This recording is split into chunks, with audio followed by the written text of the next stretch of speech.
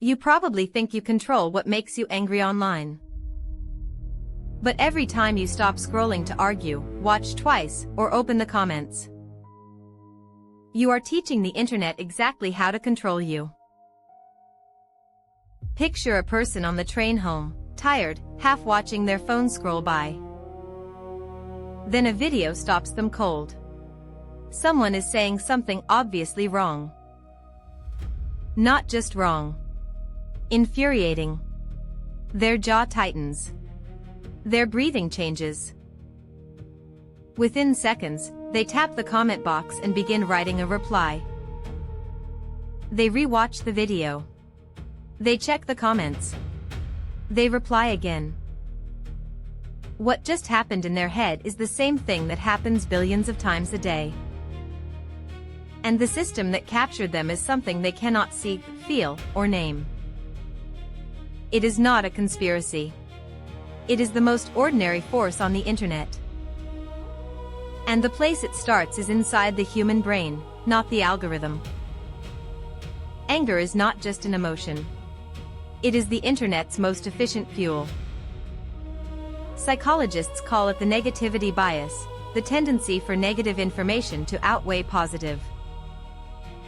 A landmark review by Baumeister and colleagues in 2001 found this asymmetry runs through nearly every domain of human judgment. Negativity is an attention magnet. People look longer at negative words, remember them better, and let them shape their judgments more.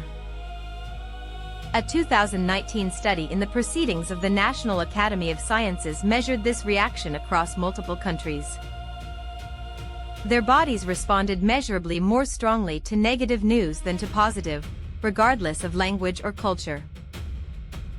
Neuroscientists call this the amygdala hijack. The brain reacts to perceived threat before the thinking mind can catch up. The signal travels in milliseconds. By the time you decide to look away, your body has already decided you are not looking away. And in 2017, the neuroscientist Molly Crockett wrote that moral outrage is uniquely viral in the digital age. Anger paired with disgust, her research showed, is the most shareable emotional cocktail on the internet. And moral emotions are contagious by design. They make us want to shame, punish, and broadcast. So when you see something that makes your blood rise, you are not being weak. You are being perfectly human. And that, more than any technology, is what creators know how to use. Now meet the other side of the screen. Most platforms pay creators by the minute people spend watching. Not by whether the content is true, kind, or useful. So creators learn to police their own footage for emotional peaks. The moment something is most likely to make you stop scrolling. The simplest trick is the hot take. A deliberately wrong or extreme opinion, delivered with total confidence. It is not designed to convince you. It is designed to split the room, so half the room will fight the other half in the comments. Then there is confrontation. Two people, ideally with a stranger, ideally in public, ideally filming. It almost does not matter who is right. The clip only needs the yelling. And then there is the mistake. The misspoken word, the badly timed joke, the wrong name, the unfortunate camera angle. Real mistakes are rare. Manufactured ones are a genre. The audience gets to feel righteous, and the creator gets the views. The thumbnail and the title do most of the work. A face contorted in outrage. A red circle around the offender. Words in all caps. You have seen the formula. Exposed. You will not believe this. Watch till the end. They are not informative. They are emotional traps. And research keeps showing that extreme facial expressions in thumbnails drive clicks. The face sells the anger before the content even plays.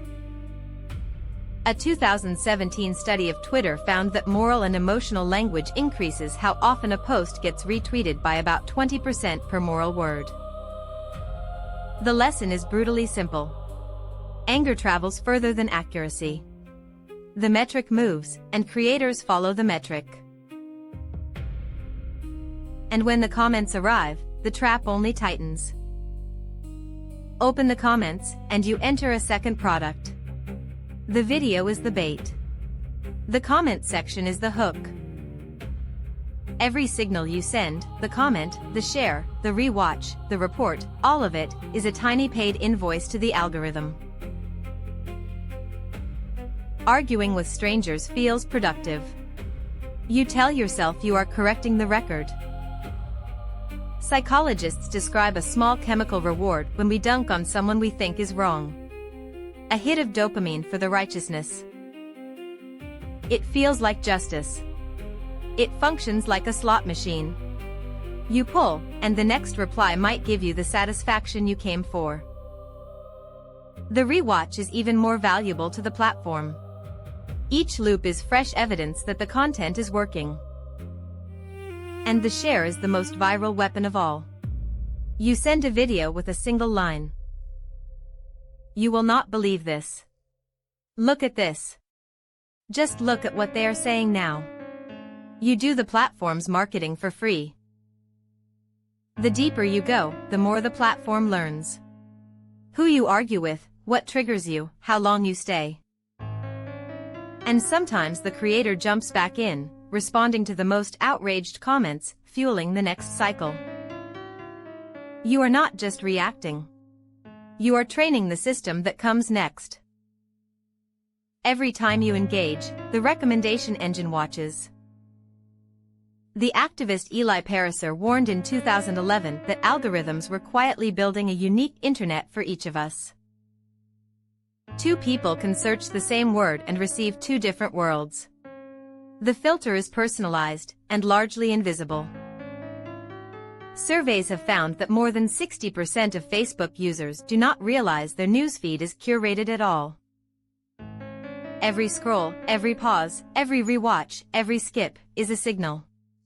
The model is learning what you will and will not stop for. And the more emotional your response, the more similar content the system queues up next. A person who argues back gets a more argumentative feed. A person who watches to the end of an outrage clip gets more outrage clips. You are not seeing the internet. You are seeing the version of the internet built to keep you engaged. The model gets better at predicting your triggers with every session. Within weeks, it knows what makes you stop, what makes you comment, and what makes you share. And creators, in turn, optimize their content for the version of you the algorithm has learned. So a feedback loop forms. The model tunes you. You tune the creator. The creator tunes the model. In 2021, the Facebook whistleblower Frances Haugen released internal research showing the company knew its products pushed some users toward more harmful content. You are not being randomly outraged. You are being precisely outraged, and the precision is the point. There is also a quieter reason you stayed in the comment section. It felt good. Psychologists have a name for it. The corrective ritual. You take a stranger's wrong claim, dismantle it, and feel momentarily superior. The psychologist Jonathan Haidt grouped anger, contempt, and disgust as the other condemning family of moral emotions. They are built to punish. And moral outrage does not need to involve you directly. You can condemn a total stranger for a thing they said to another stranger. Disgust, especially, makes us feel the offender is not just wrong, but unclean. That feeling is ancient, and the internet loves it. Correcting a stranger offers a tiny but real reward. The reply comes, the strangers pile in agreeing, and you feel seen. The reward is small, so you do it again. And again. You are not correcting the world. You are dosing yourself. Worse, your friends see the same post. You get likes, replies, and inside group status for being the most outraged. And almost no one changes their mind in a comment section. The post is not persuasion. It is performance. You do not feel informed. You feel pure. And then the world feels dirtier, because now you have spent an hour in a sewer. And that dirty feeling changes the way you see everything else. After enough time in the outrage machine, something else starts to shift. Your world begins to look meaner. In the 1970s, the communications researcher George Gerbner called this mean world syndrome. Heavy viewers of violent content came to believe the world was more dangerous than it actually was, and to behave accordingly. Television was Gerbner's media. Today the same mechanism runs through the phone in your pocket, 24 hours a day. A 2022 study in the journal Technology, Mind, and Behavior tracked this exact behavior under the name doomscrolling. A 2024 Morning Consult survey found that 51% of Gen Z adults and 46% of millennials doomscroll regularly. And the Reuters Institute at Oxford reported that 39% of people worldwide now actively avoid the news, up from 29% in 2017. A study at the University of Sussex found that just 3 minutes of negative news in the morning made people 27% more likely to report a bad day later. By contrast, the same study found people who watched solutions-focused stories reported a good day 88% of the time. What the research shows, again and again, is that the more outrage you consume, the more distorted the world looks. The world is, by most measurable measures, calmer, safer, and less violent than it was when your parents were young. But your perception of it can be darker than the world actually is. And your perception, not reality, is what you live inside. So if the world feels worse than it used to, the smoke might not be outside. It might be in your feed. So what does a piece of Ragebait actually look like, before you tap it? First, the title is designed to make you angry before you have any information. Outrageous. Disgusting. Betrayed. Second, the video names a villain early. One person, one group, one symbol. The complexity is edited out. Third, the clip is taken out of context. A sentence is cropped. A reaction is misedited. The original is harder to find than the cut. Fourth, no sources, no date, no link to what actually happened. The emotional reaction is the product, not the truth. Fifth, the video ends by asking you to share it. Send this. Tag a friend. Make it trend. Sixth, the comments are a war zone before you even open them. That is the signal that the bait has worked. Seventh, ask yourself one question before you tap. Am I feeling this, or am I being made to feel this? If the answer is the second one, the most powerful thing you can do is put the phone down. Now the part that matters most. The strongest response to Ragebait is the one nobody can measure. Not watching it all the way through. Not commenting. Not sharing. Not even hitting dislike. The algorithm cannot learn from a signal that never arrives. The creator cannot monetize a video that nobody finished. Move the conversation off the platform. Talk to a real person. Take a walk. Sleep on it before you post. Curate your own feed. Mute, unfollow, hide. You are allowed to design the world you live inside. Choose slow news over fast outrage. Long, careful sources are out there. They just do not scream for your attention.